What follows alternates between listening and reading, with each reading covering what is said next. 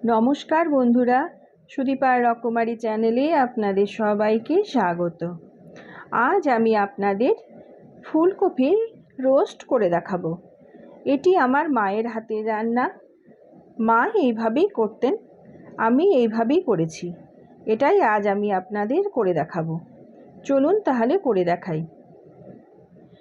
এর জন্যে আমি একটি মিডিয়াম সাইজের ফুলকপি ভালোভাবে ধুয়ে ডুমো ডুমো করে কেটে নিয়েছি। টুকরোগুলো একটু বড় করে কেটেছি। এবার আমি গ্যাসে একটি সসপ্যান বসিয়ে জল দিয়ে দিয়েছি। ফুলকপিগুলো ওর মধ্যে একটু ভাপিয়ে নেব, খুব অল্প সময় ভাপিয়ে নেব। একটু নুন দিলাম, একটু হলুদ দিলাম। খুব অল্প সময় ভাপাতে হবে, এখনকার ফুলকপি তো, যাতে কোনো জার্ম না থাকে, সেই জন্যেই আমি একটু ভাপিয়ে নিলাম। এবার আমি একটি মিক্সির জারে 2 ইঞ্চি আদা নিয়ে নিলাম, আর নিয়ে নেব একটা টমেটো, ছোটো ছোটো টুকরো করে আমি কেটে নিয়েছি। আর সাথে দিচ্ছি 4টে পাকা কাঁচা লঙ্কা। এবার আমি ফুলকপিটা জল থেকে ঝেড়ে নামিয়ে নিয়েছি। খুব অল্প সময় কিন্তু ভাপাতে হবে, যাতে ফুলকপিটা গলে না যায়। দেখুন, আমি কড়াইতেই নিয়ে নিয়েছি। ফুলকপিগুলো সব আস্ত আছে, একদমই এরকমভাবেই করতে হবে।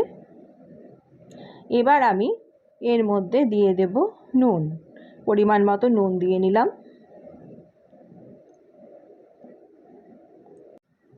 এবারে দিয়ে দেব হলুদ, পরিমাণ মতো হলুদ দিলাম।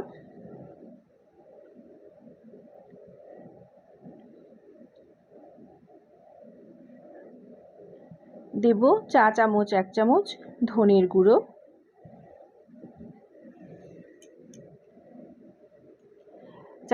এক চামচ জিরের গুঁড়ো,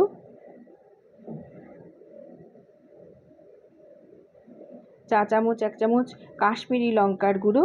কাশ্মীরি লঙ্কার গুঁড়োটা আমি রঙের জন্য দিলাম। এটা যদি আপনারা মনে হয় না দেবেন তাহলে স্কিপ করে যাবেন। দিলাম 1 চামচ গরম মশলার গুঁড়ো। আর আমার যে বাটার মশলাটা বেটেছিলাম আদা টমেটো দিয়ে আর লঙ্কা দিয়ে, সেটা দিয়ে দিলাম।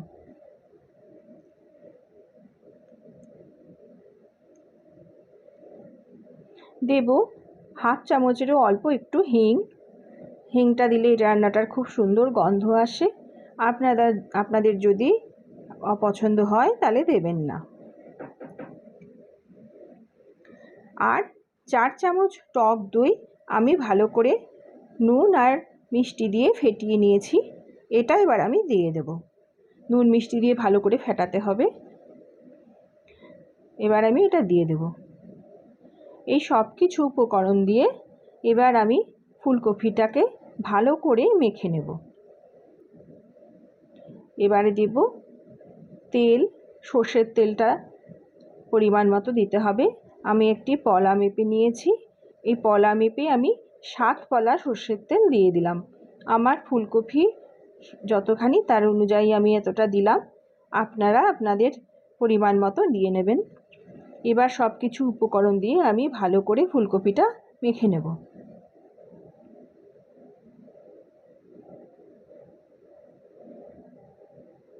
ফুলকপিটা ভালো করে মেখে নেব। দেখুন, এইভাবে মাখতে হবে।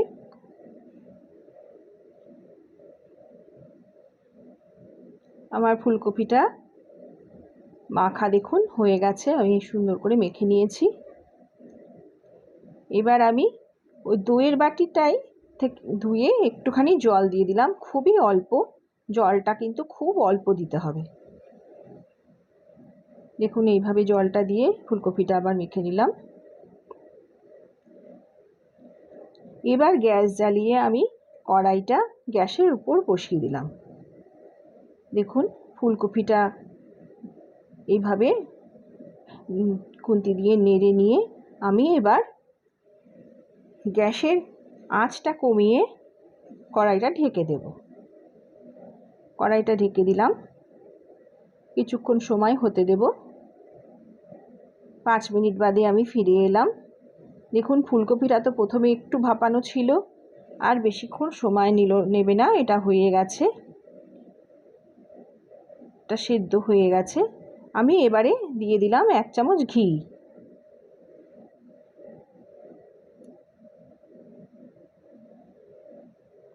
আর আমি দইয়ের মধ্যে মিষ্টি দিয়ে, যেহেতু দইটাকে ফেটিয়ে নিয়েছিলাম, সেই জন্যে আমি আর এখানে আলাদা করে মিষ্টি দিলাম না।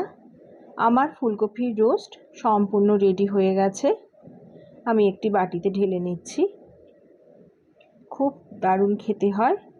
এরমভাবে আপনারা বাড়িতে করে দেখবেন, খুব ভালো লাগে খেতে। খুব সিম্পল ঘরে থাকা জিনিস দিয়েই কিন্তু এই রান্নাটা হয়ে যায়। মশলাও খুব বেশি লাগে না, তেল মশলা কম দিয়েই এই রান্নাটি ভীষণ সুন্দর খেতে হয়। আমার ফুলকপির রোস্ট রেসিপি সম্পূর্ণ রেডি হয়ে গেছে। আপনারাও বাড়িতে এভাবে করে দেখবেন, খুব ভালো লাগে খেতে। এতক্ষণ যে সমস্ত বন্ধুরা আমার সাথে রয়েছেন তাদের জানাই অসংখ্য অসংখ্য ধন্যবাদ। আমার রান্নাটি যদি আপনাদের পছন্দ হয় তাহলে বন্ধুরা আমার পাশে থাকবেন। কাল আবার নতুন ভিডিও নিয়ে আপনাদের কাছে চলে আসব। সবাই ভালো থাকবেন, সুস্থ থাকবেন। ধন্যবাদ।